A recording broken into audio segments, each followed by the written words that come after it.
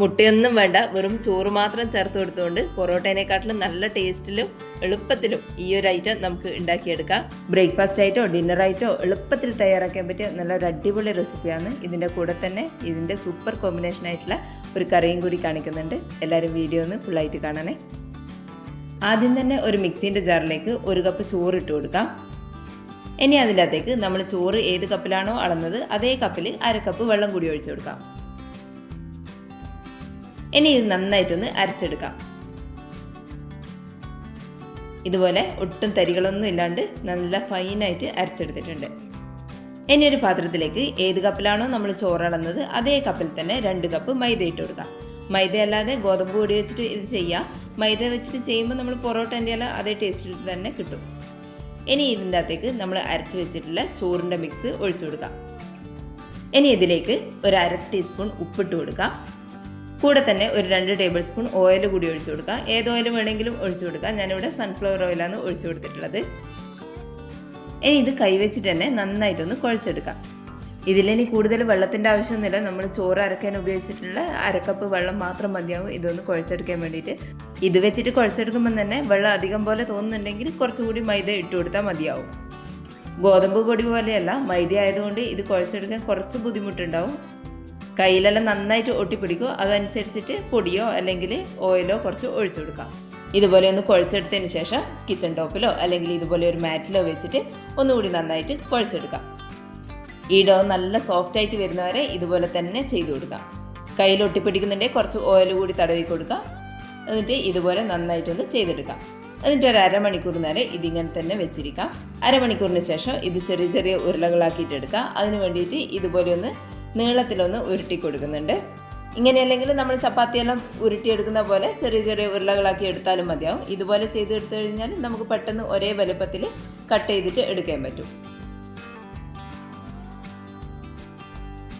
ഇനി ഇത് ഒരേ വലുപ്പത്തിൽ നമുക്കിതുപോലെ ഒന്ന് മുറിച്ചെടുക്കാം.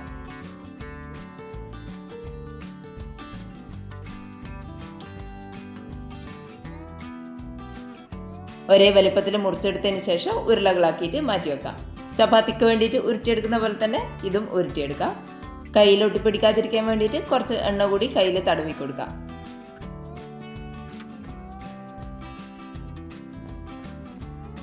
മുഴുവനും ഇതുപോലെ ഉരുട്ടിയെടുത്തതിന് ശേഷം നമുക്ക് ഈ മാറ്റിൽ തന്നെ കുറച്ച് പൊടി വിതറി കൊടുക്കാം. ഇനി നമ്മൾ ചപ്പാത്തി പരത്തിയെടുക്കുന്ന പോലെ തന്നെ ഈ പൊടിയിൽ വെച്ചിട്ട് ഈ ഡോ ഒന്ന് പരത്തിയെടുക്കാം. മൈദ ആയതുകൊണ്ട് കുറച്ച് സ്റ്റിക്കി ആയിരിക്കും. അതുകൊണ്ട് ഇതുപോലെ പൊടി വിതറി കൊടുത്തതിന് ശേഷം വേണം ഇതൊന്ന് പരത്തിയെടുക്കാൻ വേണ്ടിയിട്ട്. പൊടിയിൽ വെച്ചിട്ട് ഇതുപോലെ ചെയ്തെടുക്കുമ്പോൾ പെട്ടെന്ന് പരത്തിയെടുക്കാൻ പറ്റും. വളരെ തിന്നായിട്ട് വേണം പരത്തിയെടുക്കാൻ വേണ്ടിയിട്ട്. ഇതുപോലെ ഒട്ടും കനമില്ലാണ്ട് നല്ല തിന്നായിട്ട് പരത്തിയെടുത്തിട്ടുണ്ട്. ഇനി ഇതിൻ്റെ മേലെ കുറച്ച് ഓയിൽ തടവി കൊടുക്കാം. ഒരു ഭാഗം മാത്രം ചെയ്ത് കൊടുത്താൽ മതിയാവും. അതിൻ്റെ മേലെ കുറച്ച് പൊടി കൂടി വിതറി കൊടുത്തതിന് ശേഷം ഇതൊന്ന് മടക്കിയെടുക്കാം.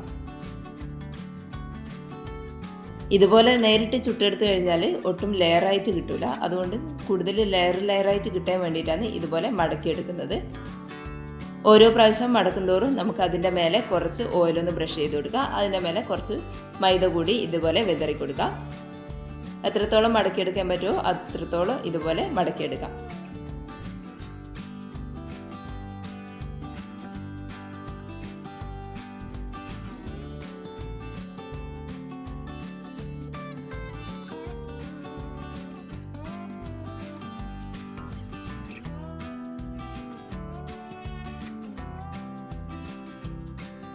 ഇതുപോലെ മടക്കിയെടുത്തതിന് ശേഷം ഇതൊന്നുകൂടി പരത്തിയെടുക്കാം.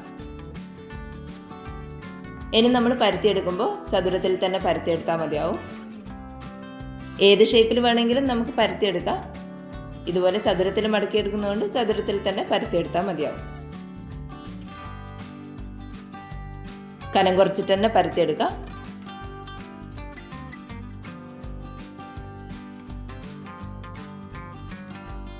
ഇതുപോലെ നല്ല തിന്നായിട്ട് തന്നെ ഒന്നുകൂടി പരത്തിയെടുത്തിട്ടുണ്ട്.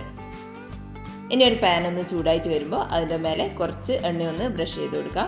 ഫ്ലെയിം ലോയിൽ വെച്ചിട്ട് വേണം ഇത് നമ്മൾ ഇട്ട് കൊടുക്കാൻ വേണ്ടിയിട്ട്.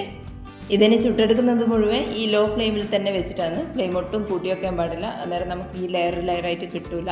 പെട്ടെന്ന് മേൽഭാഗം മാത്രം കളർ മാറിയിട്ട് വരിക, ഉള്ള അത്ര വേവാണ്ടും ഉണ്ടാവും, ലെയറായിട്ട് കിട്ടുകയില്ല. അതുകൊണ്ട് ലോ ഫ്ലെയിമിൽ വെച്ചിട്ട് വേണം ഇത് ചെയ്തെടുക്കാൻ വേണ്ടിയിട്ട്. ഒരു ഭാഗം ചെറുതായിട്ടൊന്ന് കുക്കായി വന്നു കഴിഞ്ഞാൽ മറിച്ചിട്ട് കൊടുക്കാം. അതിനുശേഷം ഇതിൻ്റെ മേലെ കൂടി ഓയിലൊന്ന് തടവി കൊടുക്കാം. ഇതുപോലെ ബബിളെല്ലാം വന്ന് തുടങ്ങുമ്പോൾ ഒന്നുകൂടി മറിച്ചിട്ട് കൊടുക്കാം. ഏകദേശം കളറെല്ലാം മാറി വന്നിട്ടുണ്ടാവും. സ്പാച്ചില വെച്ചിട്ട് ഇതുപോലെ ഒന്ന് പ്രസ് ചെയ്ത് കൊടുത്താൽ ചെറുതായിട്ടൊന്ന് പൊങ്ങി വരികയും ചെയ്യും. ഇതുപോലെ 2-3 തവണ മറിച്ചിട്ട് കൊടുക്കുക. അതിനുശേഷം നെയ്യ് വേണമെങ്കിൽ തടവി കൊടുക്കാം. ഇതുപോലെ നന്നായിട്ട് കളർ മാറി വന്നാൽ കോരി മാറ്റാം. ബാക്കിയുള്ളത് കൂടി ഇതുപോലെ തന്നെ ചെയ്തെടുക്കാം. ഇനി ഇതിൻ്റെ നല്ല കോമ്പിനേഷനായിട്ടുള്ള ഈ ഒരു മുട്ടക്കറി ഉണ്ടാക്കാം. കാടമുട്ട വെച്ചിട്ടാണ് ഈ കറി ഉണ്ടാക്കുന്നത്. ഏത് മുട്ട വെച്ചിട്ട് വേണ്ടിയെങ്കിലും ചെയ്യാം. അതിന് വേണ്ടിയിട്ട് ഒരു കടായി ഒന്ന് ചൂടായിട്ട് വരുമ്പോൾ അതിലേക്ക് ഒരു പീസ് ബട്ടർ ഇട്ട് കൊടുക്കുക. കൂടെ തന്നെ 1 ടേബിൾ സ്പൂൺ ഓയിൽ കൂടി ഒഴിച്ചു കൊടുക്കുക. ബട്ടർ ഒന്ന് മെൽറ്റായി ഓയിലൊന്ന് ചൂടായിട്ട് വരുന്ന സമയത്ത് നമ്മൾ പുഴുങ്ങിയിട്ട് തൊലിയെല്ലാം കളഞ്ഞ് വെച്ചിട്ടുള്ള കാടമുട്ട ഇതിൻ്റെ അകത്തേക്ക് ഇട്ട് കൊടുക്കാം. ഫ്ലെയിം ലോയിൽ വെച്ചതിന് ശേഷം ഇതിൻ്റെ അകത്തേക്ക് ഒരു 1/4 ടീസ്പൂൺ മുളക് പൊടി ഇട്ട് കൊടുക്കാം. അതേപോലെ തന്നെ കുറച്ച് മഞ്ഞൾപ്പൊടി കൂടി ഇട്ട് കൊടുക്കാം. അതിൻ്റെ കൂടെ തന്നെ ഒരു 1/4 ടീസ്പൂൺ ഉപ്പ് കൂടി ഇട്ട് കൊടുക്കുന്നുണ്ട്. ഇനി ഇത് നന്നായിട്ടൊന്ന് റോസ്റ്റ് ചെയ്തെടുക്കാം. ആദ്യം മഞ്ഞളും മുളകും ഇട്ടതിന് ശേഷം മുട്ട ഇടുന്നതിലും നല്ലതാണ്. ഇതുപോലെ മുട്ട ഇട്ട് കൊടുത്തതിന് ശേഷം മഞ്ഞളും മുളകും ഇട്ട് കൊടുക്കുന്നത് മുളക് കരിഞ്ഞു പോകാതിരിക്കാൻ ഇതാണ് നല്ലത്. മുട്ട ചെറുതായിട്ടൊന്ന് ഫ്രൈ ആയതിനു ശേഷം കോരി മാറ്റാം. മുട്ടയൊന്ന് മാറ്റിയതിന് ശേഷം അതേ പാത്രത്തിലേക്ക് തന്നെ ഒരു വലിയ സവാള ഇതുപോലെ അരിഞ്ഞിട്ടിട്ട് കൊടുക്കാം. കൂടെ തന്നെ 1 ടേബിൾ സ്പൂൺ ഇഞ്ചി വെളുത്തുള്ളി പേസ്റ്റ് ഇട്ട് കൊടുക്കാം. 2 പച്ചമുളക് ഇട്ട് കൊടുക്കാം. എരിവിനാവശ്യമായിട്ട് 2 പച്ചമുളകാണ് ഇട്ട് കൊടുക്കുന്നത്. എരിവില്ലാത്ത പച്ചമുളകാണെങ്കിൽ 3-4 വരെ ഇട്ട് കൊടുക്കാം. ഇനി ഇതൊന്ന് കുറച്ച് സമയം വഴറ്റിയെടുക്കാം. അതിനുശേഷം ഒരു മിക്സിൻ്റെ ജാറിലേക്ക് ഇട്ട് കൊടുക്കാം. ഇനി അതിലേക്ക് ഒരു പിടി മല്ലിയില ഇട്ട് കൊടുക്കാം. കൂടെ തന്നെ ഒരു 1/4 കപ്പ് തൈര് ഒഴിച്ചു കൊടുക്കാം. ഇനി അതിൻ്റെ അകത്തേക്ക് ഒരു 10 മിനിറ്റ് നേരം കുതിർത്ത് വെച്ചിട്ടുള്ള കാഷ്യൂ നട്ട്സ് ഇട്ട് കൊടുക്കാം. കൂടെ തന്നെ ഒരു 1/2 ടീസ്പൂൺ പെരുജീരകം പൊടിച്ചതും 1 ടീസ്പൂൺ കുരുമുളക് പൊടിയും 1/2 ടീസ്പൂൺ ഗരം മസാല കൂടി ഇട്ട് കൊടുക്കാം. ഇനി അതിൻ്റെ അകത്തേക്ക് ഒരു 1/4 ടീസ്പൂൺ ഉപ്പ് കൂടി ഇട്ടിട്ട് നന്നായിട്ടൊന്ന് അരച്ചെടുക്കാം. ഇതുപോലെ ഒന്ന് അരച്ചെടുത്തിട്ടുണ്ട്. ഇനി നമ്മൾ ആദ്യം ഉള്ളി വഴറ്റിയിട്ടുള്ള അതേ പാത്രത്തിലേക്ക് തന്നെ ഒരു പീസ് കൂടി ബട്ടർ ഇട്ട് കൊടുക്കാം. അതിനകത്തേക്ക് നമ്മൾ അരച്ച് വെച്ചിട്ടുള്ള പേസ്റ്റ് കൂടി ഒഴിച്ചു കൊടുക്കാം. ഇനി ഒരു 1/4 കപ്പ് വെള്ളം നമ്മൾ അരച്ച മിക്സിൻ്റെ ജാറിലേക്ക് തന്നെ ഒഴിച്ചു കൊടുത്തതിന് ശേഷം അതുകൂടി ഇതിൻ്റെ അകത്തേക്ക് ഒഴിച്ചു കൊടുക്കാം. ഇനി ഇത് നന്നായിട്ടൊന്ന് മിക്സ് ചെയ്തെടുക്കാം.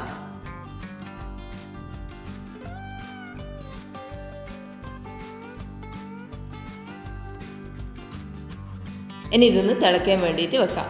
ലോ ഫ്ലെയിമിൽ വെച്ചിട്ട് തന്നെയാണ് തിളപ്പിച്ചെടുക്കുന്നത്. ഇതുപോലെ തിളവന്ന് കഴിഞ്ഞാൽ ഇതിനകത്തേക്ക് നമ്മൾ ആദ്യം ഫ്രൈ ചെയ്ത് വെച്ചിട്ടുള്ള കാടമുട്ട കൂടി ഇട്ട് കൊടുക്കാം. ഇനി ഇതിനകത്തേക്ക് കുറച്ച് ഫ്രഷ് ക്രീം കൂടി ഒഴിച്ചു കൊടുക്കാം. എന്നിട്ടെല്ലാം കൂടി നന്നായിട്ടൊന്ന് മിക്സ് ചെയ്തെടുക്കാം. വീട്ടിൽ തന്നെ ഫ്രഷ് ക്രീം ഉണ്ടാക്കുന്നതിൻ്റെ വീഡിയോ മേലെ കാർഡിൽ കൊടുത്തിട്ടുണ്ട്.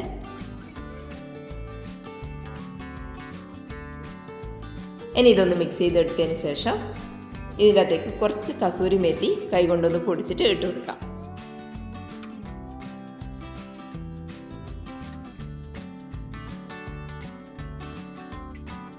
ഇനി ഇതൊന്ന് മിക്സ് ചെയ്ത് കൊടുക്കാം.